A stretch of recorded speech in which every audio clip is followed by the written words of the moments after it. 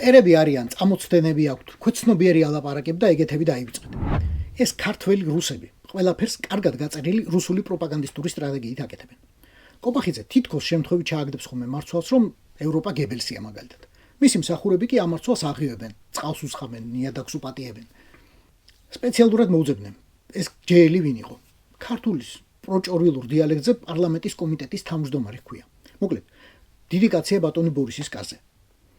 განა მარტო დიდი გონია თავი ამოცანაც დიდი აქვს. პარტიის სახედით ლაპარაკობს და ლაპარაკობს აი ასეთებს. საქართველოს მოსახლეობის მოთხოვნა ამა თუ იმ ელჩის გაძევებასთან დაკავშირებით კონტრპროდუქტიული იქნება მანამ სანამ ელჩების დანიშვნაზე deep state-ის მართული ევრობიუროკრატია იღებს გადაწყვეტილებას. ვერც იმას იტყვი, რომ ტკივნეული თემა ამას შეტენეს, რათა მერე ყველაფერი დაბალღობე შეაწმინდონ, ეგ არაა ჩვენი ხელისუფლების პოზიციაო. ზუსტადაც რომ ეგაა.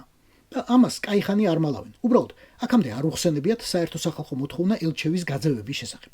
და ახლა ახსენეს ამ ჯეილის პირით. მაგრამ სანამ რუსეთში რჩებიან დასავლეთის ელჩები, ბორის ივანაშვილი ფორმალურად არაა იძულებული, რომ ყველანი გაყაროს. თანაც ნებისმიერი ელჩის გაგდება იქნება ბოლო წერტილი თვითონ ქოცის რიტორიკაში, რომ რაიმე ზოგადად ევროპული პერსპექტივისთვის იღწვის და რაიმეს წევრობას ელოდება. გარდა შანხაის ორგანიზაციისა და ოდეკაბეს.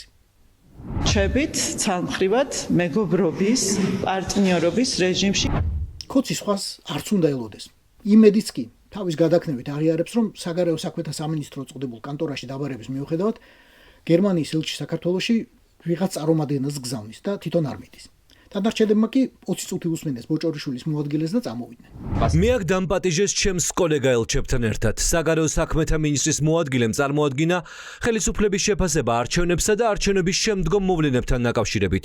ევროკავშირის მიერ არჩევნებისა და არჩევნების შემდგომი სიტუაციის შეფასება ძალიან ნათლად არის გამოხატული უმაღლესი წარმომადგენლის კაია კალაცისა და კომისრის კოსის ოფიციალურ განცხადებაში. გთხოვთ იხილოთ კვირას გამოქვეყნებული ეს განცხადება. მე სხვა დამატებით კომენტარის გაკეთება არ შემიძლია. ევროკავშირის ელჩი ერთადერთი იყო, ვინც მოსმენილ ბოდვაზე კომენტარი იკადრა. ისიც მხოლოდ ის თქვა, რაც 1000-ჯერ უთქვამს მასაცა და მის უფროსებსაც ბრიუსელში. რაც ასე არ მოსწონს ქართულ ოცნებას, აი ისე რომ პირდაპირ აჟრიალებს. თუმცა ქოთ ზოგადად მაგრად აჟრიალებს, ეგ ბრიუსელის გარეშეც ვიცით.